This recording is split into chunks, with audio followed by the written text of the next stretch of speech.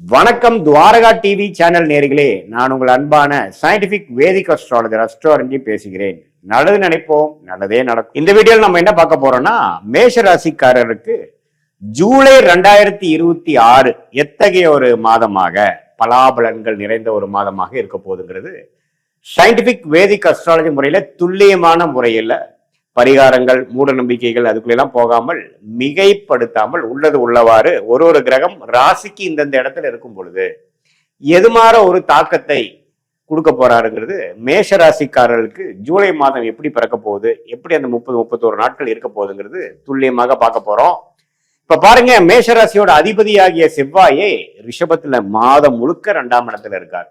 சுக்கிரனோட வீட்டுல இருக்கக்கூடிய செவ்வாய் ஓரளவுக்கு ஒளி பொருந்திய ஒரு செவ்வாயாக, அஃப்ளிக்ஷன் இல்லாமல், பிரச்சனைகள் இல்லாமல் இருக்கிற மாதிரி இருந்தாலும் சனியின் பார்வை 3ஆம் பார்வை பெறுகிறாருங்கிறத மறந்துடக்கூடாது. ஆனாலும் குருவால் பார்க்கப்பட்ட சனியாக இருக்கிறதுனால பெரிய தொல்லைகள் கிடையாது. இந்த 3ஆம் பார்வையா இருக்கக்கூடிய சனி என்ன கொடுக்குன்னா, கொஞ்சம் வேலை பளு, ஸ்ட்ரெஸ் கொடுப்பார். பட் இருந்தாலும் எல்லா விஷயம் ஓரளவுக்கு நல்லா தான் நடக்கும்.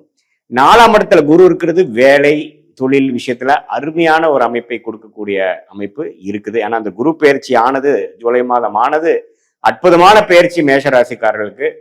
அதே மாதிரி புதன் எப்படி இருக்கிறார், 4ஆம் இடத்திலிருந்து வக்ர ரீதியாக 3ஆம் இடத்துக்கு ஆட்சி பலத்தோட வருவது இன்னுமே இந்த ஐடி, சாஃப்ட்வேர், அக்கௌண்ட்ஸ் அது மாதிரி தொழில் இருக்கிறவங்களுக்குலாம் நல்ல ஒரு ஸ்திரத்தன்மை, நல்ல லேர்னிங், நல்ல எக்ஸ்பீரியன்ஸ் கெயின் பண்ற மாதிரி ஒரு மாதமாக இருக்குதுங்க. சுக்கிரனும் பாருங்க சிம்மத்துக்கு வந்துடுறார், 5ஆம் இடத்துக்கு வந்துடுறார் மாதத்தின் முதல் வார முடிவிலே. ஸோ இதெல்லாமே பார்க்கும் பொழுது நல்ல ஒரு அமைப்பு தான். இப்போ ராசி அதிபதியும் நல்லா இருக்கிறார், குரு நல்லா இருக்கிறார், மேஷராசிக்கு விரயசனி போயிட்டு இருக்குங்கிறது எல்லாத்துக்கும் தெரியும். ஸோ ஓவராலா இந்த ஜூலை மாதத்துல சூரியன், சுக்கிரன், புதன் இருக்கக்கூடிய அமைப்புகளை வச்சு பார்க்கும் பொழுது ஓரளவுக்கு வேலை பளு, மாணவர்களா இருந்தாலும் சரி, படிப்புல இருக்கக்கூடிய ஒரு ஒர்க்லோடு, ஒரு ஃபோக்கஸ் அதிகமாக இருக்கும். அதே மாதிரி வேலையில் இருக்கிறவங்களுக்கும் கொஞ்சம் அதிகமான அவர்ஸ் ஒர்க் பண்ண வேண்டியதாக இருக்கும். வருமானத்துக்கு என்ன வழியோ அதை பார்க்கக்கூடிய அமைப்பாக இருக்கும். அதே சமயத்தில் நிறையா டெக்னிக்கல் துறையில் இருக்கிறவங்களுக்கு நிறைய கற்றுக்கிட்டு செய்யக்கூடிய அமைப்புகள் இருக்குது. அதே சமயத்தில் குழந்தைகள்னால நல்ல ஒரு பெனிஃபிட். சுக்கிரனே 5க்கு போய் இதுவரை கொஞ்சம் ஒரு விசேஷமான பலன் இல்லாமல் இருக்கிறவங்களுக்குலாம் குழந்தைகளால ஒரு அனுகூலம் பெறக்கூடிய அமைப்பும் இருக்குது. அதே மாதிரி சனி 12ஆம் இடத்துலயே இருக்கிற சனி கண்டிப்பா விரயசனியாக இருந்து சில என்னதான் வருமானம் வந்தாலும் செலவுக்கு குறைவில்லாம போயிட்டு இருக்கு சாமிங்கிற மாதிரி சில பேர்த்துக்கு நல்ல தசாபுக்திகள் போயிட்டு இருக்கிறவங்களுக்கு சுப விரயமாக ஒரு இடம், வீடு, வண்டி, வாகனம் அது மாதிரி விஷயங்கள்லாம் பழசை கொடுத்து புதுசு வாங்குறது, அப்கிரேட் பண்றது, அது மாதிரி விஷயங்கள்லாம் கண்டிப்பா இருக்குதான் செய்கிறது. ஸோ ஓவராலா குரு, சனி, ராகு, கேது. ராகு பாருங்க 11ஆம் இடத்துல இருக்கிறார், கேது 5ஆம் இடத்துல இருக்கிறார். ஸோ இதுவும் பாத்தீங்கன்னா ஒரு லாபத்தை கொடுக்கக்கூடிய அமைப்பு.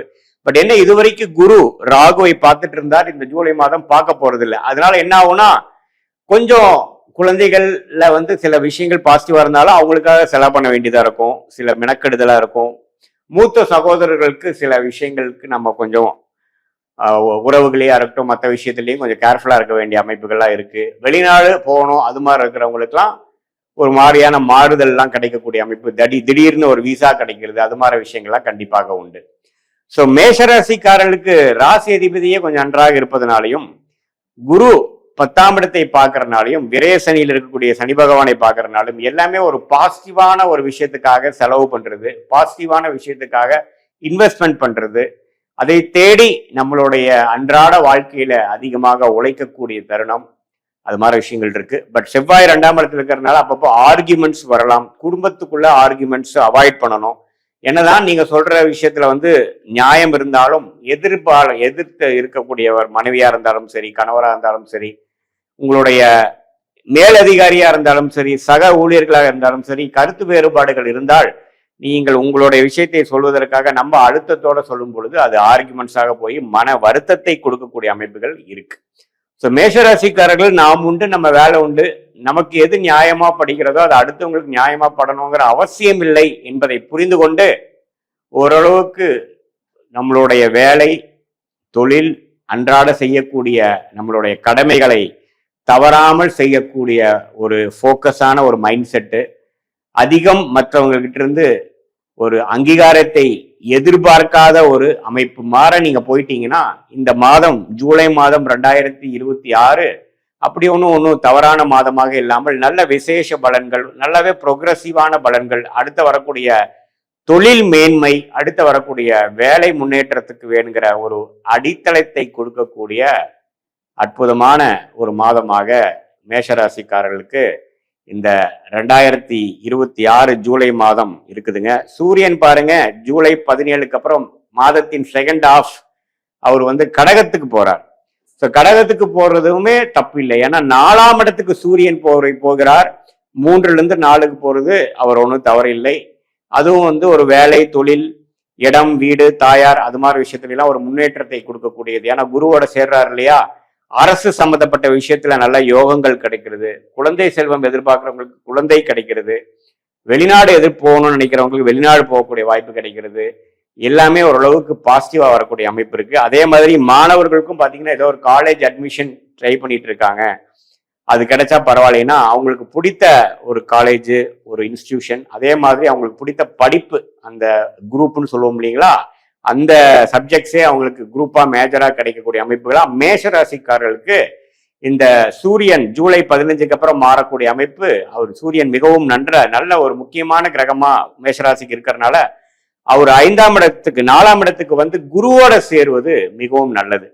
ஸோ எப்படி பார்த்தாலும் இது ஒரு மேன்மையான ஒரு மாதமாக மேஷராசிக்காரர்களுக்கு வருகிறது.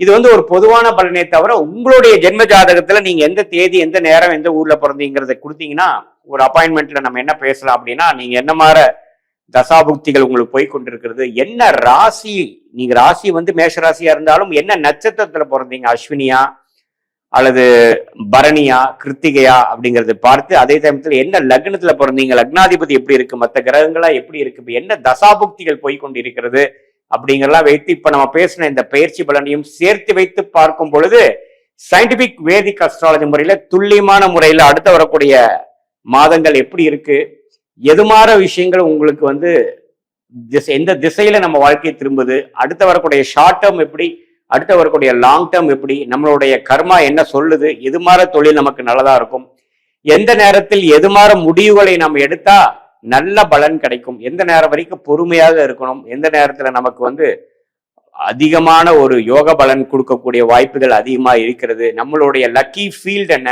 ஹையர் ஸ்டடீஸ் எது நமக்கு உகந்ததாக இருக்கிறது, நமக்கு வெளிநாடா உள்நாடா, பிரைவேட் செக்டாரா கவர்மெண்ட் செக்டாரா, எது மாதிரி விஷயத்துல போகலாம் அப்படிங்கிறதெல்லாம் வாழ்க்கைக்கு தேவையான எல்லா விஷயங்களையும் சயின்டிபிக் வேதிக் அஸ்ட்ராலஜி முறையில எந்த விதத்தையும் மிகைப்படுத்தாமல் ஒரு கிரகமும் இது மாதிரி உங்க ஜாதகத்துல டிகிரி அடிப்படையில் இருக்கிறத நுணுக்கமாக அறிந்து நம்மளுடைய 18 வருஷ அனுபவத்தையும் எடுத்து பார்த்து சயின்டிபிக் வேதிக் அஸ்ட்ராலஜி முறையில நம்ம சொல்லும் பொழுது தீர்க்கமான முடிவை உங்களால கண்டிப்பா எடுத்து வாழ்க்கையில் நீங்கள் எளிதில் வெற்றி பெற முடியும் என்று சொல்ல விரும்புகிறேன். மீண்டும் மற்றொரு காணொளியில் சந்திப்போம். நன்றி, வணக்கம்.